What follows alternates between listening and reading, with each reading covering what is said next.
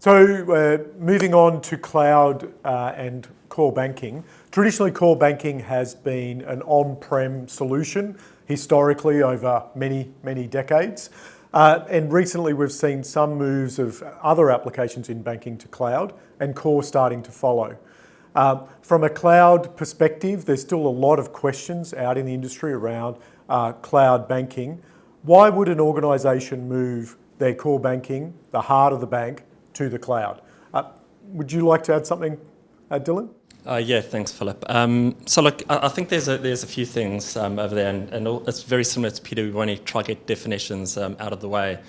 So there's a few things around cloud. There's one being cloud native, and I think there's many organisations that kind of masquerade to say that they are cloud native.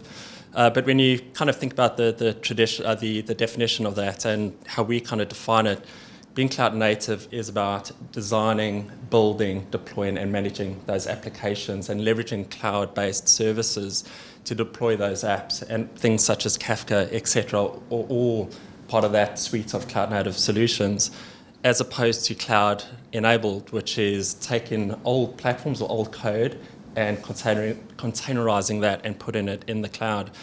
In terms of the benefits for that, and while banks will go down this route as well, I think the one that kind of comes to fore is really around scalability. And it was funny, I was having a meeting with a stakeholder not too long ago, and we were talking about horizontal and vertical scaling. And the best way to kind of explain this to people is really through an analogy. So imagine you go to a restaurant and you as a family, as a couple, you've got your nanny looking after your kids, so you go there fairly early for dinner. The waiter comes, he serves you. In 15 minutes, you get your food. Now, you enjoy your food, a couple of glasses of wine. At the end of that, you look up and the restaurant's busy. And what you expect in a well-run restaurant is that everyone has that same level of service, so everyone's getting their food in 15 minutes. So, if you think about this restaurant, it's kind of designed to operate horizontally. So you've got waiters that are scaling, you've got, increased number, but then you've also, a scaling vertically in terms of the chef staff. You've got a few more people supporting the chef as well. So that kind of applies to banking as well. So, it's very difficult to predict workloads as well. So you want to ensure that as a bank, you can manage any workload possible. So you want to be able to scale at peak demands, whether it be end of month, end of year, etc. And you don't want to have a capacity issue, and that's what customers expect.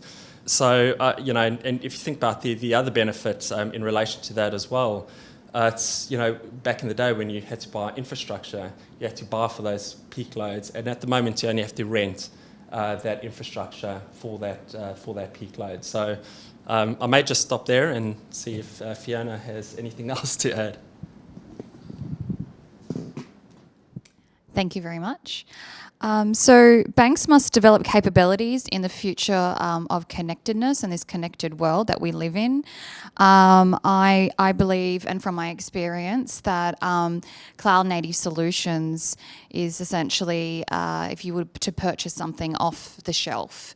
And that will provide a company and the bank an ability to be more elastic, especially with its CapEx, and invest in product development as well, and have access to innovation and develop new apps in real time. So I think in general, cloud native solutions allows a bank to be more agile, meet the needs of its customers in real time, and harnessing rich data sources as well to make those decisions.